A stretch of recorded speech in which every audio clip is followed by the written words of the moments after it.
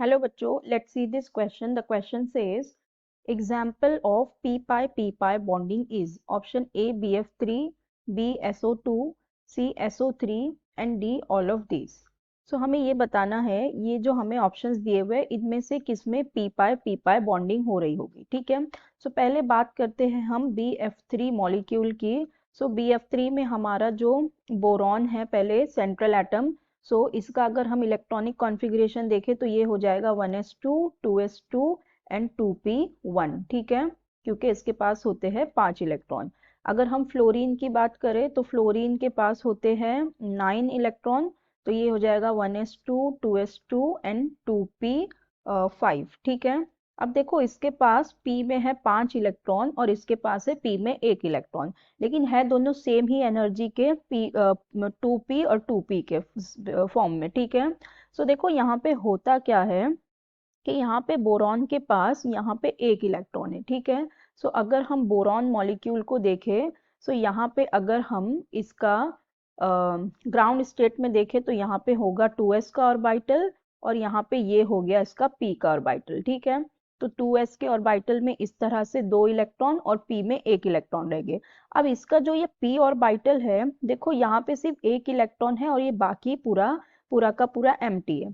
अब जो फ्लोरीन है, फ्लोरीन के पास 5 है, इसको क्या करना है, एक एक इलेक्ट्रॉन के साथ क्या करना है, इसको बॉन्ड फॉर्म करना है। तो ये फ्लोरीन क्या करता है, BF3 के केस में होता क्या है कि ये जो फ्लोरीन है अपने इलेक्ट्रॉन बोरॉन को डोनेट करता है और इनके बीच में क्या हो जाती है, बैक बॉन्डिंग हो जाती है। बैक बॉन्डिंग मतलब कि फ्लोरीन अपने इलेक्ट्रॉन डोनेट कर रहा है, फ्लोरीन अपने इलेक्ट्रॉन डोनेट कर रहा है बोरॉन को, तो यहाँ पे हमें बैक बॉन्डिंग देखने को मिलती है और वो होती है p पाई बैक बॉन्डिंग होती है, ठीक है। p पाई क्यों होती है, क्योंकि ये जो इसके दोनों के कौन से ऑर्बिटल इसमें इन्वॉल्व है, 2p ऑर्बिटल है जो कि सेम एनर्जी लेवल के।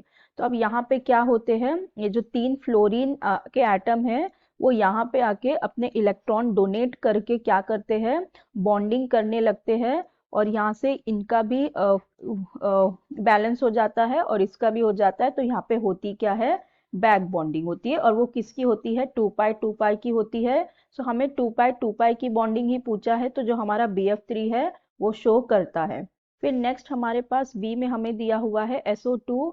तो यहाँ पे हमारा सेंट्रल एटम है सल्फर, सल्फर का इलेक्ट्रॉनिक कॉन्फ़िगरेशन होता है 1s2 2s2 2p6 3s2 and 3p4। यहाँ पे p में है 4 इलेक्ट्रॉन्स। ऑक्सीजन की बात करें तो 1s2 2s2 2p 1s2 2s2। अब देखो ग्राउंड स्टेट में जो सल्फर के एटम होंगे, ग्राउंड स्टेट में ये किस तरह से होंगे, हमारे पास ये होंगे वैलेंस शेल में।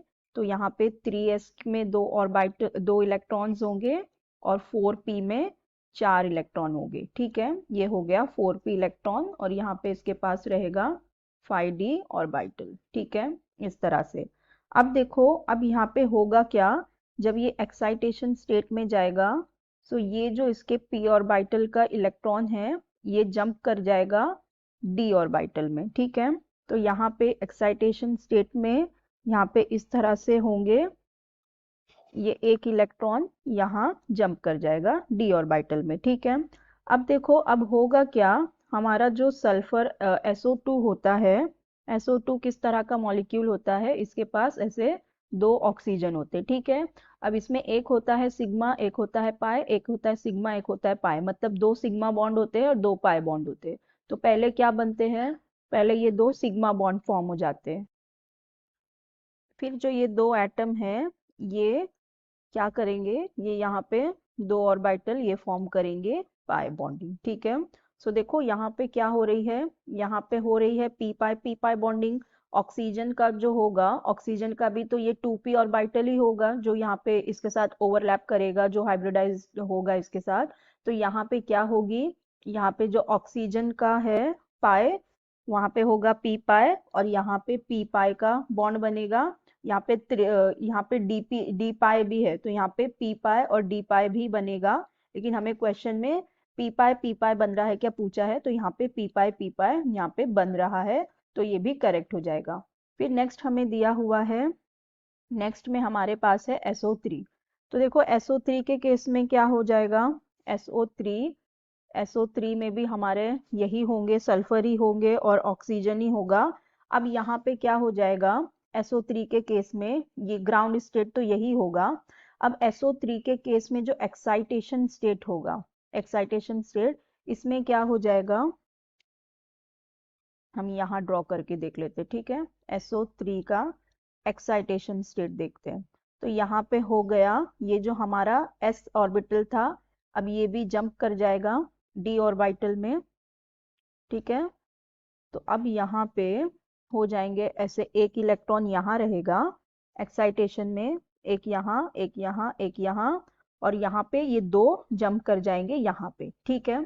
अब ये जो दो जंप कर गए, इसमें से ऑक्सीजन आके यहाँ पे बॉन्डिंग करेगा। तो वो किस तरह से होगा, पहले क्या, अभी यहाँ SO3 के केस में कैसा होता है, इस तरह से होता है, ठीक है। तो अब यहाँ पे देखो 3 सिग्मा और 3 पाई बॉन्ड बनने हैं, सिग्मा पाए, सिग्मा पाए, सिग्मा और पाए। तो 3 सिग्मा और 3 पाए बनने हैं। तो पहले ये तो 3 है वो सिग्मा फॉर्म, सिग्मा बॉन्ड बनाएंगे, पहले सिग्मा बनता है, फिर बनता है हमारा पाए बॉन्ड। तो यहाँ पे इस तरह से बन जाएगा पाए। तो यहाँ पर भी देखो ये जो होगा, ये पी पाई ही तो होगा ना, क्योंकि ऑक्सीजन का भी तो पी पाई ऑर्बिटल ही पी पाई ही है। ये जो दो होगा, ये दो होगा पी पाई डी पाई, लेकिन एक पी पाई भी तो है यहाँ पे।